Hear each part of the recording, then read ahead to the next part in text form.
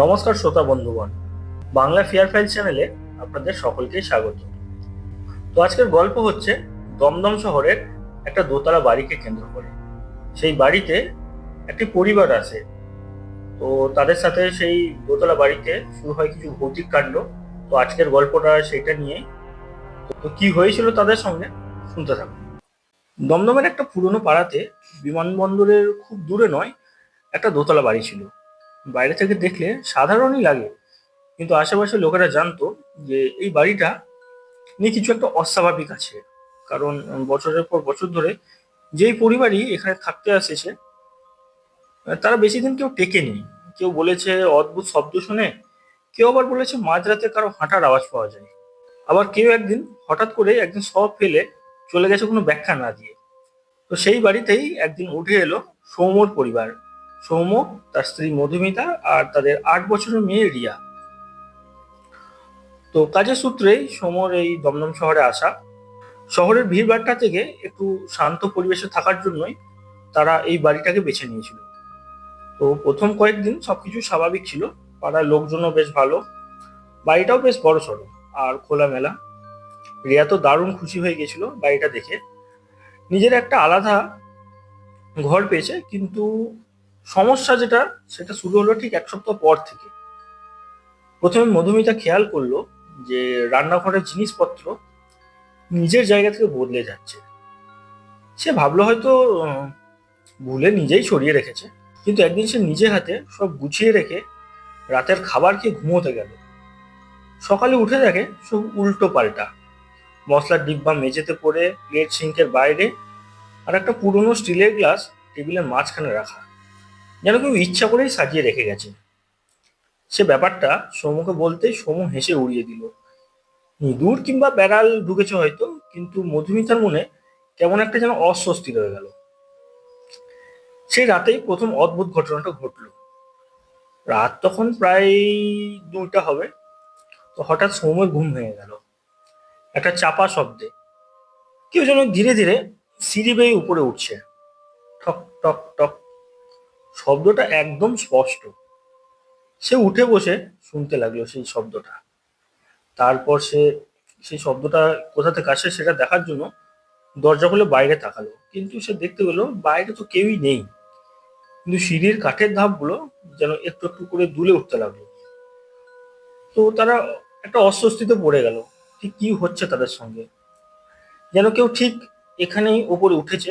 সৌমের বুকটা কিন্তু এইবার ভেতরটা একটু ধকধক করতে লাগলো। কিন্তু তবুও সে নিজেকে বোঝালো হয়তো বাতাসের শব্দ বা কিছু মনের ভুল হয়তো তার সাথে হচ্ছে। কিন্তু পরের ঘটনাটা তাকে আর যুক্তি খুঁজতে দিল না। তো পরের দিন সকালে রিয়া হঠাৎ বলল, মা, কাল রাতে একটা কাকু আমার ঘরে এসেছিল। তো সেটা শুনে তার মা মধুমিতা চমকে উঠে জিজ্ঞেস করলো, কোন কাকু?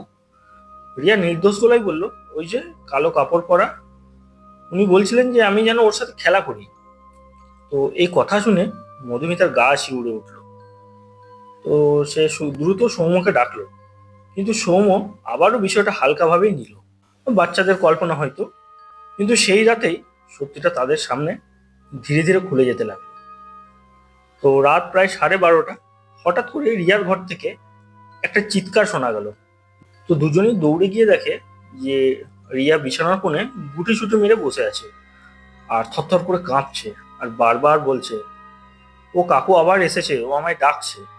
আর তখনই ঠিক তারা দেখলো জানলার পর্দা নিজে থেকে নড়ছে, কিন্তু জানলা বন্ধ আছে। আর ঘরের ভিতরটা হঠাৎ করে ঠান্ডা হয়ে গেল, যেন এসি চালু আছে। তো সৌম্য এগিয়ে গিয়ে রিয়াকে জড়িয়ে ধরতেই সে স্পষ্ট শুনতে পেল তার কানের কাছে একটা ফিসফিসে গলা, যে ওকে আমার কাছে দাও। সে হঠাৎ পিছিয়ে গেল। সে ঘরের ভিতরে তাকিয়ে দেখলো কোণার অন্ধকারে যেন একটা ছায়া দাঁড়িয়ে আছে, লম্বা, স্থির, আর তার চোখ দুটো জল জল করছে।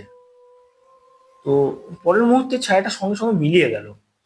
সেই রাতের পর থেকেই যেন তাদের ঘরে ঘটনাগুলো আরো বেড়ে যেতে লাগলো। বাড়ির দরজা নিজে থেকে খুলে যায়, মাঝরাতে কারো হাঁটার শব্দ, এমনকি একদিন মধুমিতা আয়নায় নিজের পিছনে একটা অচেনা মুখ দেখতে পেল। কিন্তু সে ফিরে তাকাতেই কেউ নেই। তো এইভাবে কিছুদিন যাওয়ার পর তারা অবশেষে পাড়ার এক বৃদ্ধ লোকের কাছে গেল, যিনি এই বাড়ির পুরনো ইতিহাস জানতেন। তো তাকে জিজ্ঞেস করাতে তিনি ধীরে ধীরে বললেন, এই বাড়িটা আগে ছিল একটা স্কুল শিক্ষকের। তার নাম ছিল অমলেন্দু, খুব ভালো মানুষ ছিলেন। কিন্তু একদিন হঠাৎ তার ছোট ছেলেটা নিখোঁজ হয়ে যায়। অনেক খোঁজাখুঁজির পরেও তাকে আর পাওয়া যায়নি। তো সেই শোক থেকেই অমলেন্দু ধীরে ধীরে মানসিক ভারসাম্য হারিয়ে ফেলেন। আর এক রাতে তিনি নিজেই এই বাড়ির সিঁড়িতে গলায় দড়ি দেন। আর তারপর থেকে নাকি তার আত্মা এই বাড়িতে ঘুরে বেড়াচ্ছে। সেই যেন নিজের ছেলেকে খুঁজে বেড়ায়। আর যেসব বাচ্চা এই বাড়িতে আসে তাদের নিজের সন্তানের মতো ভেবে কাছে টানতে চায়। এই কথাটা শুনে সৌম্য আর মধুমিতা পুরো স্তব্ধ হয়ে গেল। তারা বুঝতে পারলো রিয়াই হচ্ছে সেই আত্মার এখন লক্ষ্য। কিন্তু তাদের সমস্যাটা হলো কিভাবে তারা এই পরিস্থিতি থেকে বেরোবে। তো সেটা নিয়ে তারা আলোচনা করলো। তারা ঠিক করলো যে যত তাড়াতাড়ি সম্ভব বাড়ি ছেড়ে চলে যাবে। কিন্তু সেদিন রাতেই সবচেয়ে ভয়ঙ্কর ঘটনাটাই ঘটলো।